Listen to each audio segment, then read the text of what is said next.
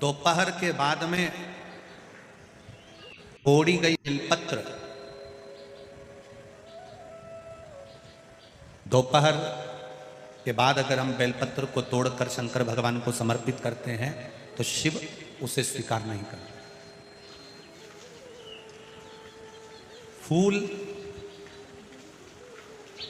सूर्य की किरण निकलती है, प्रकाश थोड़ा सा हो जाता है, थोड़ा सा उजाला हो जाए और रात्रि सूर्य अस्त के पहले पुष्प को हम तोड़ सकते हैं, फूल हम तोड़ सकते हैं। बेलपत्र सुबह से लेकर दोपहर तक हम तोड़ सकते हैं, पर दोपहर के बाद में बेलपत्र को नहीं तोड़ा जाता। चतुर्थी, अष्टमी, नवमी, द्वादशी, चतुर्दशी, अमावस्या, पूर्णिमा, संक्रांति, ये ऐसे पर्व हैं जिस दिन बेलपत्र को नहीं तोड़ा जाता। चतुर्थी, अष्टमी, नवमी, द्वादशी, चतुर्दशी, अमावस्या, पूर्णिमा, संक्रांति, ये वो पर्व है जिस पर बेलपत्र को नहीं तोड़ा जाता। पुरानी बेलपत्र 1 महीने पुरानी भी रखी है। पुरानी बेलपत्र मंदिर के बाहर भी अगर निर्माल्य में उतरी हुई बेलपत्र किसी डलिया में पड़ी है, बहुत सारी बेलपत्र अगर किसी ने ले जाकर निर्माल्य को कहीं ले जाकर पटक भी दिया है मंदिर के कोने में, वहां से बेलपत्र उठा लो, उसको धो लो, साफ कर लो, वापिस ले जाकर महादेव को चढ़ा दो, वो स्वीकार कर लो। पशुपति व्रत कर रहे हो,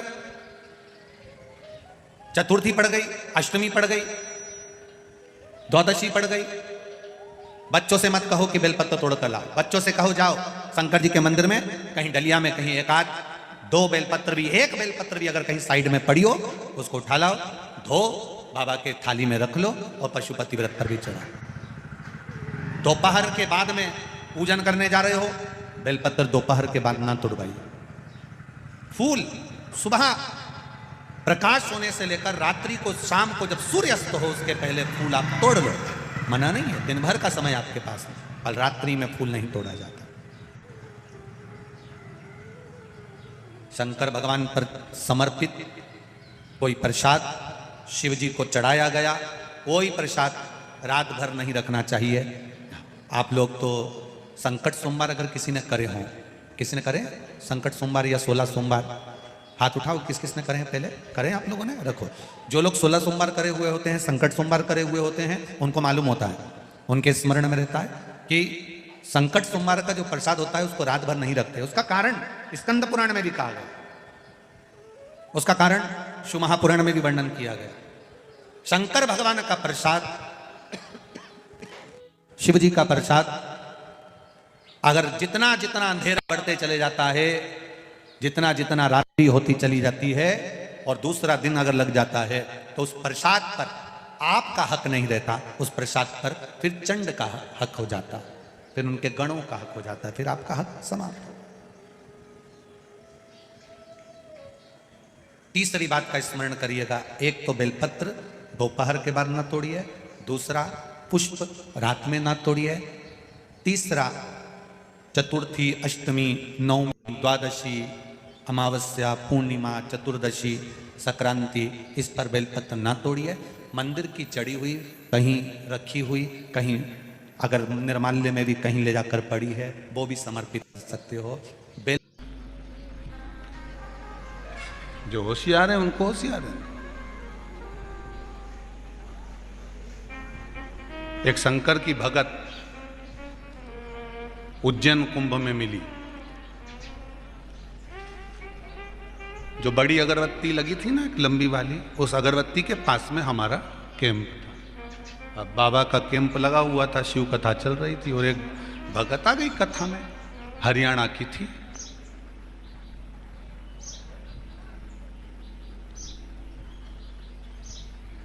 और यहीं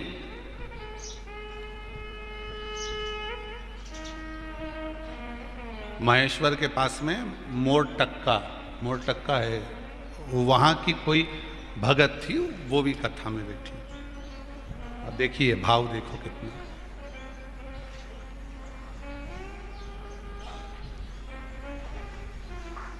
अब जो हरियाणा वाली थी वो कहीं वो मोर टक्का वाली से बोली होगी, वो भी निमाड़ी की, तो निमाड़ी मोर टक्का वाली। और निमाड़ी का चरित्र तो तुम सब जानो कि कितने चतुर लोग होते हैं, कितने विद्वान। भले ये साधारण रहते हैं पर इनकी विद्वत्ता बड़ी प्रबल होती है वहाँ। अब वो हरियाणा वाली ने वो मोर टक्का वाली से बोल दिया कि मोर टक्का वाली ने पूछा क्या बात है तुम वहाँ घूमी आई? तो कि मैं तो कहीं नहीं गई, महाराज छोरा हो इतना परेशान करे, छोटा सा बच्चा बहुत परेशान करे, तो अब इसको लेके कहाँ कहाँ जाऊँ दर्शन करने, कहाँ कहाँ घूमने जाऊँ, तू बता। अच्छा, इतने में वो मोर टक्का वाली बोली तू काय को चिंता करती, तू मेरे साथ चल, अब तू सब दूर घूम लेगी, तू मेरे साथ चल। और वो मोर टक्का वाली उसको ले गई। अब निमाड़ियों की देखो लीला। अब मोर टक्का वाली ले गई और जहां पर पुलिस का कैंप लगा था उसके पास में छोरा को छोड़ दिया। और वह हरियाणा वाली से कहा तू मेरे साथ चल। अरे मेरा छोरा, अरे तू चुप तो रहे, छोड़। और छोड़ दिया। वो छोरा रोए, इतने में एक पुलिस वाली बेचारी बाई आई और वो पुलिस वाली माँ उसको अंदर थाना में ले गई। कौन तुम्हारा नाम? हमारा नाम बीरू है। अच्छा, कहाँ से आए हो? तो हम तो हरियाणा के रहने वाले, पिताजी का नाम ये है। अब वो माइक पे बोले बीरू के पिताजी जहाँ कहीं भी हो, बीरू यहाँ पर विराजमान है और इस थाने के इस क्षेत्र में इस जगह पर बैठा हुआ है। अब छोरा रोए जाए तो ये बेचारी का, हरियाणा वाली का मन दुखे, देखो कुछ खाएगा पिएगा नहीं। तो इतने में वो मोर टक्का वाली बोली तू काहे को चिंता करे, बिस्कुट मिलेगा, कुरकुरा मिलेगा, चिप्स मिलेगी, तू काहे टेंशन ले, तू चुप, तू तो चल चल। और ले गई उसको। शाम के आराम से घूम फिर के शाम के आके बोली बीरू मेरा छोरा है। इतने में थाने वाले बोले बहन दिन भर से कहाँ गई थी? तो कहीं निमाड़ी वाली ले गई थी, ये लेके गई थी, तो क्या टेंशन ले, फिर संभाल ले। धन्य शंभो शरण मांगू दुख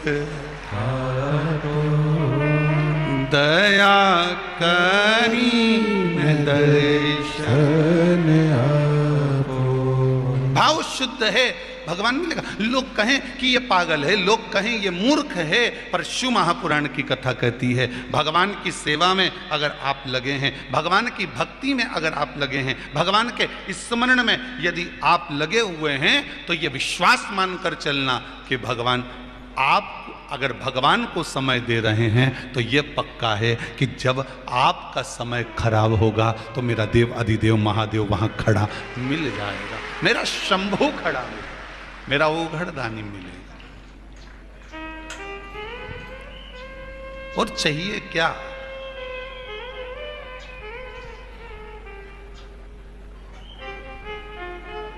आप में से कितनी माताएं जिनके घर में से कोई भी व्यक्ति शंकर जी के मंदिर में जाके एक लोटा पानी चढ़ाता हो, पर चढ़ाता हो? हाथ उठाओ जरा।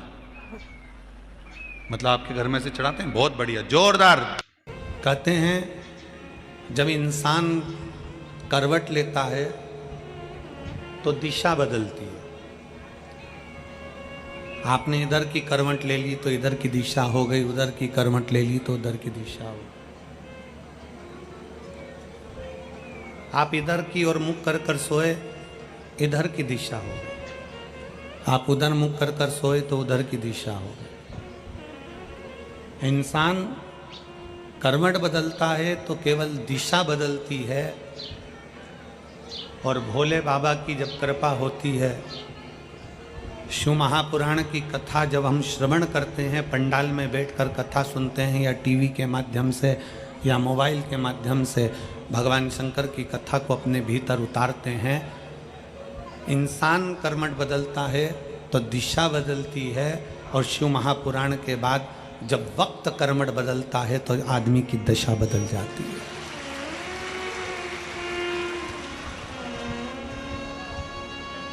दिशा बदलना और दशा बदलना, दोनों में अंतर, बहुत अंतर। दिशा कितनी भी बदलो, कभी इधर का मकान तोड़कर इधर बना लो, कभी दुकान तोड़कर उधर बना लो, कभी गाड़ी की दिशा इधर कर लो, कभी मुख की दिशा उधर कर लो, कभी सोने की दिशा इधर कर लो, कभी हमारा पलंग इधर कर लो, कभी सोफा उधर कर लो। दिशा कितनी भी बदल लो, दिशा बदलना मुख्य नहीं है। शिव महापुराण की कथा कहती है कि मनुष्य की दशा बदलना चाहिए, और दशा बदलने के लिए कहीं हमें नहीं जाना है। दशा बदलने के लिए केवल 2 कार्य करना है। एक, अपनी मेहनत 4 गुनी करना है, और दूसरा, भोले बाबा को 1 लोटा जल चढ़ाना प्रारंभ करना है। दशा बदल गई, कर्मठ बदली, दिशा बदल गई। मनुष्य कर्मठ बदला तो दिशा बदली है, और वक्त कर्मठ बदला है तो दशा बदली। आपकी भक्ति, आपका विश्वास, आपकी दृढ़ता, आपका भरोसा,